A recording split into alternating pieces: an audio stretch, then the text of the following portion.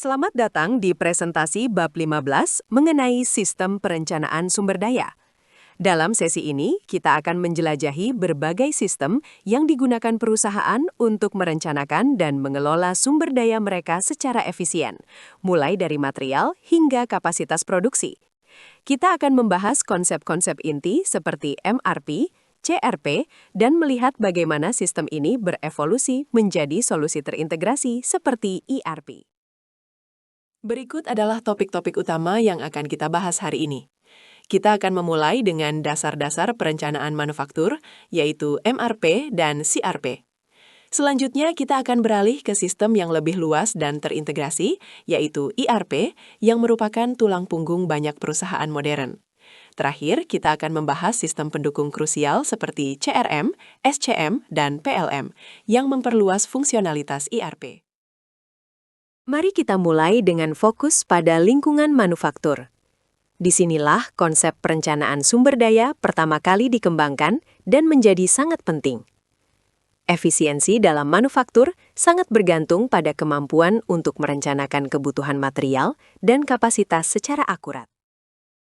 Inti dari perencanaan manufaktur adalah Material Requirements Planning atau MRP. Ini adalah sistem terkomputerisasi yang dirancang untuk menjawab 3 pertanyaan kunci. Apa yang dibutuhkan, berapa banyak yang dibutuhkan, dan kapan dibutuhkan. MRP sangat efektif untuk item yang permintaannya bergantung pada produksi item lain, seperti komponen untuk produk jadi.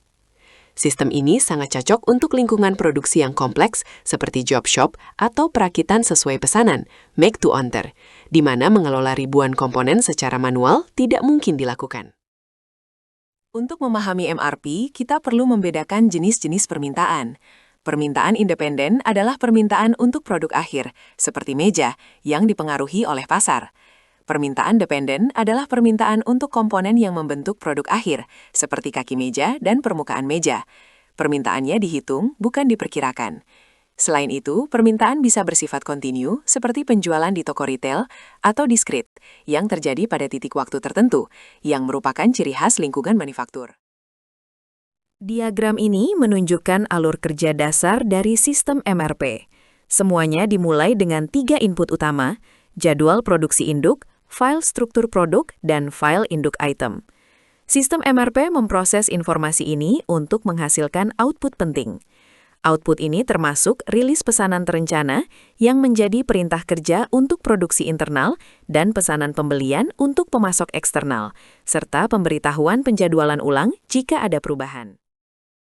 Mari kita uraikan masukan dan keluaran dari sistem MRP. Masukannya adalah jadwal produksi induk yang menunjukkan apa yang perlu diproduksi, berkas struktur produk yang menjelaskan cara pembuatannya, dan berkas induk item yang berisi data tentang setiap komponen. Keluaran utamanya adalah rilis pesanan terencana yang secara spesifik dapat berupa perintah kerja untuk lantai produksi atau pesanan pembelian kepada vendor. Sistem ini juga menghasilkan pemberitahuan penjadwalan ulang untuk menyesuaikan dengan perubahan permintaan atau pasokan. Jadwal produksi induk atau MPS adalah mesin penggerak MRP. Ini adalah rencana terperinci tentang produk akhir apa yang akan diproduksi, dalam jumlah berapa, dan kapan. Penting untuk dicatat bahwa MPS mewakili apa yang kita rencanakan untuk diproduksi, yang mungkin berbeda dari perkiraan permintaan, karena kita mempertimbangkan kapasitas dan tujuan inventaris. MPS adalah pernyataan tentang apa yang perlu kita produksi untuk memenuhi pesanan dan perkiraan, bukan pernyataan tentang apa yang dapat kita produksi. Ini adalah contoh sederhana dari jadwal produksi induk. Kita dapat melihat daftar item produk akhir di sebelah kiri, seperti kotak pensil, clipboard, dan lapboard. Kolom-kolom berikutnya menunjukkan jumlah unit yang direncanakan untuk diproduksi dalam setiap periode waktu, dalam hal ini per minggu. Misalnya, pada minggu pertama, kita berencana untuk memproduksi 125 kotak pensil, 85 clipboard, dan 75 lapboard. Input kunci berikutnya adalah file struktur produk. File ini berisi informasi rinci tentang semua komponen yang diperlukan untuk membuat satu unit produk jadi. Ini pada dasarnya adalah resep atau cetak biru untuk produk tersebut. Informasi ini sering disebut sebagai Bill of Materials atau BOM. Mari kita lihat contoh sederhana menggunakan papan klip. Untuk membuat sebuah papan klip yang sudah jadi, kita memerlukan beberapa komponen. Ini termasuk papan pres dan rakitan klip. Rakitan klip itu sendiri terdiri dari beberapa bagian lain, klip atas, klip bawah, poros, pegas, dan 2 paku keling. Struktur inilah yang diuraikan dalam file struktur produk. Cara yang sangat umum untuk memvisualisasikan struktur produk adalah melalui pohon struktur produk seperti ini. Di bagian atas, pada level 0, kita memiliki produk akhir, yaitu clipboard. Di bawahnya, pada level 1, kita memiliki komponen utamanya, rakitan klip dan papan pres. Selanjutnya, pada level 2, kita menguraikan komponen-komponen yang membentuk rakitan klip. Struktur hierarkis ini sangat penting bagi MRP untuk menghitung kebutuhan di setiap level. Selain pohon struktur, Bill of Materials atau BOM sering ditampilkan dalam format daftar berjenjang seperti ini. Setiap item diberi nomor dan tingkat indentasi menunjukkan hubungan induk anak. Misalnya, Anda dapat melihat bahwa klip atas, klip bawah, poros, dan pegas adalah bagian dari rakitan klip. Format ini juga dengan jelas menyatakan kuantitas yang dibutuhkan untuk setiap komponen per unit induknya. Ada beberapa jenis BOM khusus untuk situasi tertentu. Phantom Bill digunakan untuk subrakitan yang dibuat dan segera digunakan di tahap produksi berikutnya, sehingga tidak pernah benar-benar disimpan sebagai inventaris. Ini membantu menyederhanakan perencanaan. K-Bill atau Kit Bill digunakan untuk mengelompokkan sejumlah besar komponen kecil dan murah, seperti sekrup dan mur, di bawah satu nomor item. Ini mengurangi pekerjaan administrasi dan menyederhanakan proses. BOM modular sangat berguna untuk produk dengan banyak variasi, seperti mobil atau komputer. Daripada membuat BOM untuk setiap kemungkinan konfigurasi akhir, perusahaan membuat BOM untuk setiap modul utama, seperti jenis mesin, warna, atau jenis interior. Hal ini secara drastis menyederhanakan proses perencanaan. Seperti yang ditunjukkan contoh, 2.304 kemungkinan konfigurasi mobil dapat dikelola hanya dengan 26 BOM modular, membuatnya jauh lebih mudah untuk diramal dan direncanakan. Diagram ini mengilustrasikan konsep BOM modular untuk mobil X10. Pelanggan dapat memilih dari beberapa opsi di setiap kategori modul, 3 jenis mesin, 8 warna eksterior, 3 jenis interior, dan seterusnya. Dengan merencanakan dan menyimpan modul-modul ini, perusahaan dapat merakit mobil sesuai pesanan pelanggan dengan cepat, tanpa harus menyimpan ribuan versi mobil jadi yang berbeda. Bill berfasa waktu atau time-phased bill pada dasarnya adalah bill of materials yang diplot pada sebuah timeline. Ini tidak hanya menunjukkan komponen apa yang dibutuhkan, tetapi juga kapan mereka dibutuhkan dalam proses perakitan, dengan mempertimbangkan waktu tunggu atau lead time untuk setiap item. Ini membantu dalam memvisualisasikan jadwal produksi secara keseluruhan. Dengan Bill of Material berfase waktu, kita bisa menggunakan 2 pendekatan penjadwalan utama. Penjadwalan maju dimulai dari sekarang dan menjadwalkan ke depan untuk menentukan tanggal paling awal pekerjaan dapat diselesaikan. Sebaliknya, penjadwalan mundur dimulai dari tanggal jatuh tempo pesanan dan bekerja mundur untuk menentukan tanggal mulai terakhir yang memungkinkan agar pekerjaan selesai tepat waktu. MRP biasanya menggunakan penjadwalan mundur untuk memastikan material tiba tepat pada saat dibutuhkan. Input kunci ketiga untuk MRP adalah file induk item.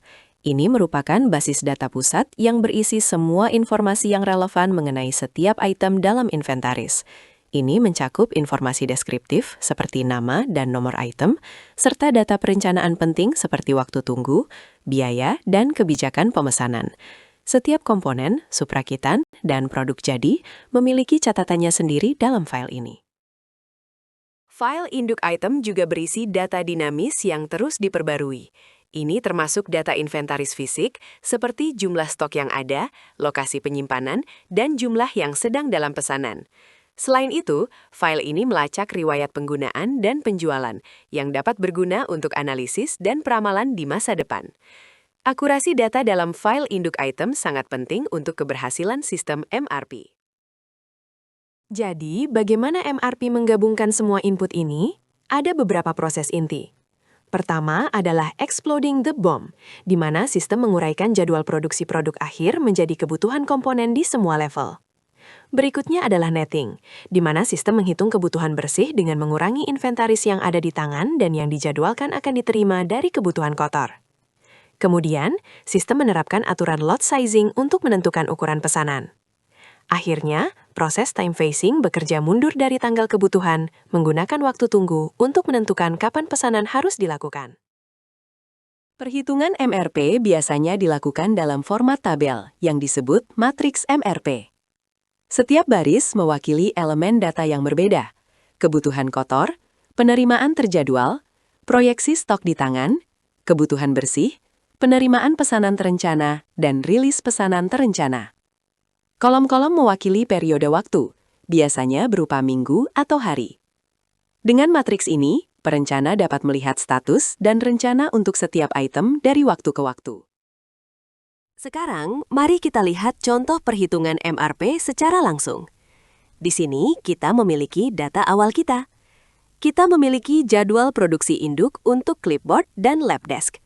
Kita juga memiliki data dari file induk item untuk ketiga item tersebut, clipboard, labdesk, dan komponen bersama mereka, pressboard.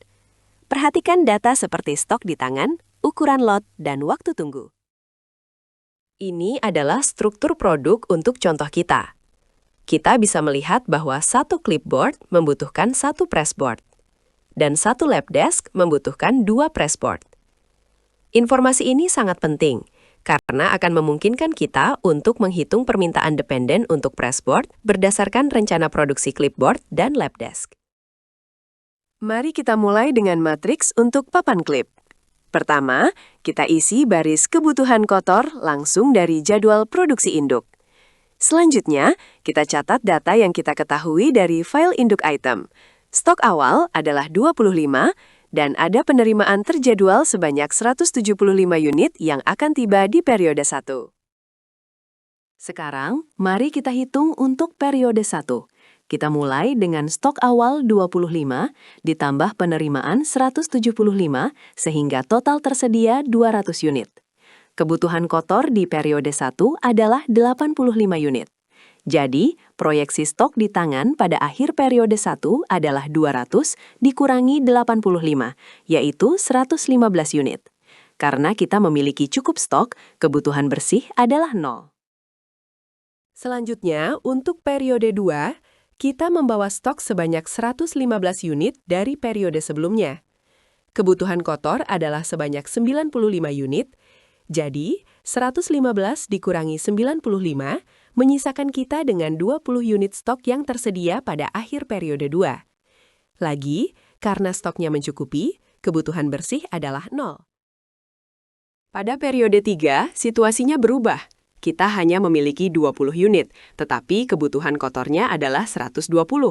Ini berarti kita kekurangan 100 unit, jadi kebutuhan bersih kita adalah 100. Karena ukuran lot adalah lot for lot atau L4L, kita harus merencanakan penerimaan pesanan terencana atau plan order receipt sebanyak 100 unit tepat pada periode 3.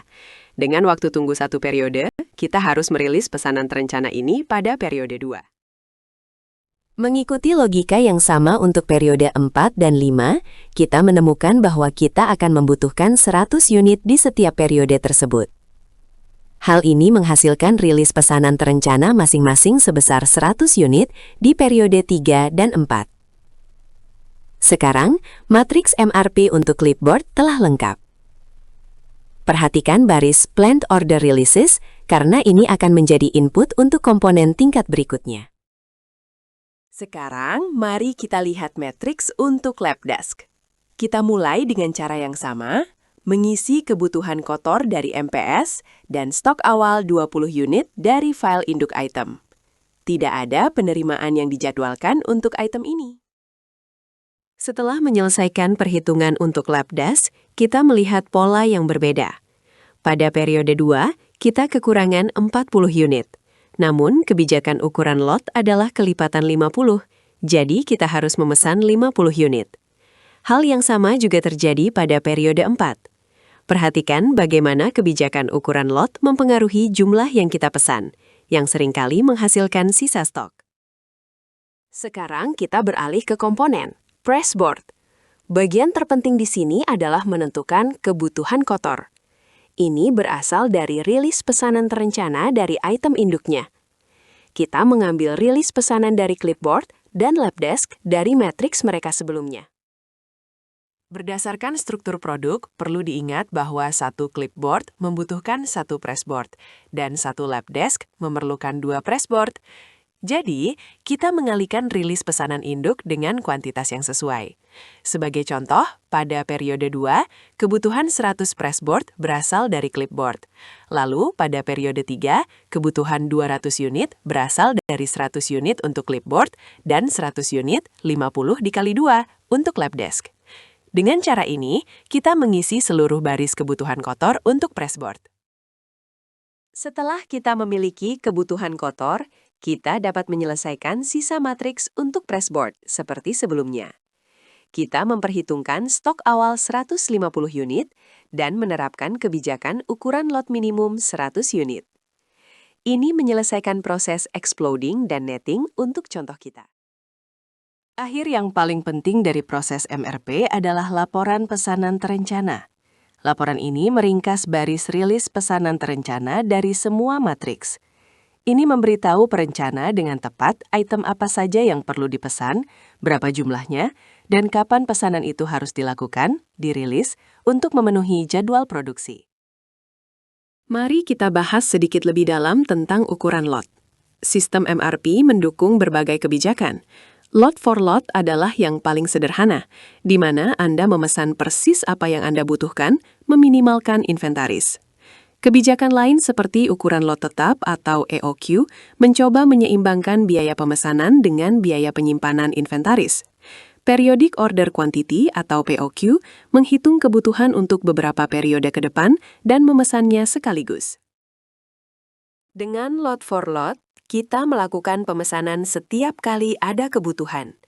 Dalam contoh ini, kita melakukan 4 kali pemesanan, sehingga total biaya pemesanan tinggi. Namun, tidak ada sisa inventaris, sehingga biaya penyimpanan 0. Total biayanya adalah $240. Menggunakan metode Economic Order Quantity, EOQ, kita menghitung ukuran pesanan optimal yang meminimalkan total biaya. Dalam kasus ini, EOQ adalah 60 unit. Kita melakukan 2 pesanan karena total kebutuhan 120, sehingga mengurangi biaya pemesanan. Namun, kita sekarang memiliki sisa inventaris di beberapa periode, yang menimbulkan biaya penyimpanan. Total biaya dengan EOQ adalah $220, lebih baik dari L for L. Terakhir, dengan Periodic Order Quantity, POQ, kita memesan cukup untuk menutupi beberapa periode sekaligus. Dalam contoh ini, kita memesan untuk 2 periode setiap kali. Ini juga menghasilkan 2 pesanan, tetapi strategi waktu yang berbeda menghasilkan biaya penyimpanan yang lebih rendah. Total biaya adalah $180, yang merupakan opsi termurah untuk skenario permintaan ini. Ini menunjukkan betapa pentingnya memilih aturan ukuran lot yang tepat. Selain laporan pesanan terencana, sistem MRP menghasilkan laporan lain untuk membantu perencana. Laporan ini memberikan gambaran rinci tentang status item, termasuk proyeksi stok di tangan dari waktu ke waktu. Yang terpenting, ia menyarankan tindakan atau action yang perlu diambil. Misalnya, di sini sistem menyarankan untuk mempercepat atau expedite penerimaan terjadwal dan merilis pesanan pembelian baru untuk menghindari kekurangan stok di masa depan. Laporan tindakan atau action report meringkas semua tindakan yang disarankan di seluruh item. Ini adalah daftar tugas harian bagi perencana. Ini dapat mencakup tindakan seperti mempercepat pesanan yang mendesak, menunda pesanan yang tidak lagi dibutuhkan secepatnya, atau merilis pesanan baru yang sudah jatuh tempo. Laporan ini membantu perencana fokus pada hal yang paling penting. Setelah MRP memberitahu kita apa dan kapan harus diproduksi, pertanyaan berikutnya adalah, apakah kita memiliki kapasitas untuk melakukannya? Disinilah Capacity Requirements Planning atau CRP berperan. CRP mengambil output dari MRP, yaitu rilis pesanan terencana, dan mengubahnya menjadi beban jam kerja untuk setiap pusat kerja di pabrik. Tujuannya adalah untuk membuat profil beban dan mengidentifikasi potensi masalah kapasitas, baik itu kelebihan maupun kekurangan beban. Ini adalah alur proses untuk CRP. Input utamanya adalah perintah kerja terencana dari MRP. Informasi ini dikombinasikan dengan routing file yang merinci urutan operasi dan waktu standar untuk setiap pekerjaan, serta open orders file yang berisi pekerjaan yang sudah ada di lantai produksi. Outputnya adalah profil beban terperinci untuk setiap proses atau pusat kerja yang menunjukkan beban yang direncanakan dari waktu ke waktu dibandingkan dengan kapasitas yang tersedia. Untuk membandingkan beban dengan kapasitas, kita pertama-tama harus menghitung kapasitas kita secara akurat. Kapasitas terpasang adalah output maksimal teoritis jika semuanya berjalan sempurna. Namun, yang lebih realistis adalah kapasitas efektif, yang memperhitungkan faktor-faktor dunia nyata. Kita menghitungnya dengan mengambil jam kerja yang tersedia dan mengalihkannya dengan utilisasi, persentase waktu yang sebenarnya dihabiskan untuk bekerja, dan efisiensi. Seberapa baik pekerjaan dilakukan dibandingkan dengan standar. Mari kita definisikan beberapa istilah kunci. Utilisasi mengukur seberapa banyak dari waktu yang tersedia yang benar-benar kita gunakan untuk bekerja, setelah dikurangi waktu istirahat, pemeliharaan, dan sebagainya. Efisiensi mengukur tingkat produktivitas kita selama waktu kerja tersebut. Beban adalah total jam kerja standar dari semua pekerjaan yang dijadwalkan untuk suatu fasilitas. Dengan membagi beban dengan kapasitas efektif, kita mendapatkan persentase beban yang menunjukkan seberapa sibuk pusat kerja tersebut. Profil beban adalah representasi grafis perbandingan antara beban dan kapasitas dari waktu ke waktu. Ini memungkinkan kita untuk secara visual mengidentifikasi periode di mana kita memiliki beban berlebih atau beban kurang atau underload. Tujuannya adalah untuk melakukan load leveling atau penyeimbangan beban. Jika kita mengalami beban kurang atau underload, kita bisa mencoba memajukan pekerjaan dari periode mendatang, mencari lebih banyak pekerjaan, atau mengurangi kapasitas sementara, misalnya dengan mengurangi jam lembur. Mengelola overload biasanya lebih menantang. Ada beberapa strategi yang bisa kita gunakan. Kita dapat mencoba merutakan ulang pekerjaan ke mesin yang kurang sibuk, atau membagi satu pekerjaan besar menjadi beberapa bagian yang lebih kecil.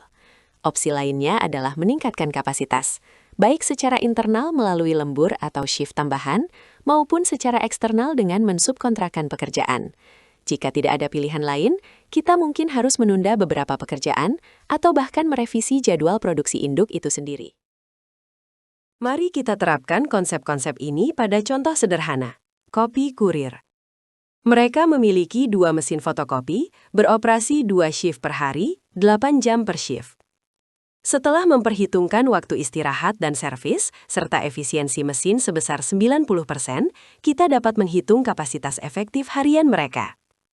Perhitungannya menghasilkan kapasitas efektif sebesar 1.512 menit per hari. Ini adalah daftar pekerjaan yang dijadwalkan untuk hari itu. Setiap pekerjaan memiliki jumlah salinan yang berbeda, serta waktu setup dan waktu pengerjaan per unit yang unik. Kita perlu menghitung total waktu yang dibutuhkan untuk menyelesaikan semua pekerjaan ini untuk menentukan total beban kerja. Di sini, kita menghitung total waktu untuk setiap pekerjaan dengan menambahkan waktu penyiapan ke total waktu pengerjaan, yaitu waktu per unit dikalikan jumlah salinan. Setelah menjumlahkan waktu untuk kelima pekerjaan tersebut, kita mendapatkan total beban kerja sebesar 1.615,7 menit. Sekarang, kita bandingkan beban dengan kapasitas. Dengan beban 1.615,7 menit dan kapasitas 1.512 menit, kita mendapatkan persentase beban sebesar 106,8%. Ini berarti pusat kerja tersebut kelebihan beban sebesar 6,8%. Untuk mengatasi ini, mereka perlu memperpanjang hari kerja sekitar 36 menit atau mencari cara untuk meningkatkan efisiensi menjadi sekitar 97% untuk menyelesaikan semua pekerjaan tepat waktu. Ini adalah contoh visual dari profil beban untuk sebuah pusat kerja selama 6 minggu. Garis putus-putus mewakili kapasitas normal. Kita dapat dengan jelas melihat beberapa minggu mengalami kelebihan beban yang signifikan, minggu 3 dan 4, sementara minggu-minggu lain mengalami kekurangan beban, minggu 1, 5, dan 6. Profil yang tidak seimbang ini tidak efisien. Setelah menerapkan teknik penyeimbangan beban, profilnya terlihat jauh lebih baik. Kita telah memajukan sebagian pekerjaan dari minggu 3 ke minggu 2 dan menunda sebagian pekerjaan dari minggu 4 ke minggu 5 dan 6. Untuk sisa kelebihan beban di minggu 4, kita mungkin perlu menggunakan lembur atau menambah shift. Hasilnya adalah pemanfaatan kapasitas yang jauh lebih halus dan stabil. MRP dan CRP adalah alat yang sangat kuat, tetapi sistem ini didasarkan pada beberapa asumsi yang kaku. Sebagai contoh, sistem ini mengasumsikan kapasitas tak terbatas dalam perencanaan material dan waktu tunggu bersifat tetap. Dalam kenyataannya, kapasitas adalah kendala, waktu tunggu bervariasi, dan lingkungan produksi dapat sangat dinamis. Keterbatasan-keterbatasan ini mendorong pengembangan sistem yang lebih terintegrasi dan komprehensif. Inilah Enterprise Resource Planning atau ERP. ERP adalah perangkat lunak yang bertujuan untuk mengintegrasikan semua fungsi bisnis yang berbeda, seperti manufaktur, keuangan, sumber daya manusia, dan penjualan, ke dalam satu sistem tunggal. Kunci dari ERP adalah berbagai informasi secara real-time di seluruh organisasi dari satu database pusat, mengintegrasikan proses, dan memberikan pandangan menyeluruh tentang bisnis. Tanpa ERP, data seringkali terjebak dalam silo-silo fungsional. Departemen penjualan, akuntansi, dan produksi masing-masing memiliki sistem dan basis data mereka sendiri. Hal ini menciptakan inefisiensi, data ganda, dan kurangnya visibilitas di seluruh perusahaan. Berbagi informasi antar departemen menjadi sulit dan lambat. ERP mengubah model ini secara fundamental. Dengan ERP, semua departemen mengakses dan memperbarui informasi dari satu database terpusat. Ketika departemen penjualan memasukkan pesanan, departemen produksi langsung melihat kebutuhan tersebut, dan departemen akuntansi dapat langsung membuat faktur. Ini menciptakan aliran informasi yang lancar dan satu sumber kebenaran untuk seluruh perusahaan. Pasar perangkat lunak enterprise didominasi oleh beberapa pemain besar. Anda mungkin mengenali beberapa nama ini, seperti SAP, Oracle, dan Microsoft. Masing-masing menawarkan rangkaian solusi ERP yang komprehensif yang dapat disesuaikan dengan berbagai industri dan ukuran perusahaan. Pemilihan vendor dan solusi yang tepat adalah keputusan strategis yang sangat penting. Implementasi ERP adalah proyek besar dan kompleks. Ini dimulai dengan analisis mendalam terhadap proses bisnis yang ada untuk menentukan di mana perbaikan paling dibutuhkan. Perusahaan kemudian memilih modul ERP mana yang akan diimplementasikan. Langkah selanjutnya melibatkan penyesuaian sistem, pelatihan pengguna, dan migrasi data. Terakhir, sistem dihubungkan dengan mitra eksternal dalam rantai pasokan untuk integrasi yang lebih dalam. Di luar ERP inti, ada sistem khusus lainnya. Customer Relationship Management atau CRM berfokus pada semua interaksi dengan pelanggan. Ini membantu perusahaan mengelola proses penjualan, layanan pelanggan, dan pemasaran. Tujuannya adalah untuk membangun hubungan yang lebih kuat dengan pelanggan dengan memahami kebutuhan dan perilaku mereka melalui analisis data. Manajemen rantai pasok atau SCM adalah perangkat lunak yang dirancang untuk mengelola aliran barang, data, dan keuangan dari pemasok hingga ke pelanggan akhir. Sistem SCM membantu perusahaan dalam hal-hal seperti perencanaan permintaan, optimalisasi transportasi, manajemen gudang, dan kolaborasi dengan pemasok. Banyak fungsionalitas SCM sekarang terintegrasi erat dengan atau menjadi bagian dari sistem ERP. Product Lifecycle Management atau PLM adalah perangkat lunak yang berfokus pada produk itu sendiri, dari ide awal hingga akhir masa pakainya. PLM mengelola semua data yang terkait dengan produk, seperti desain, CAD, spesifikasi, dan riwayat perubahan.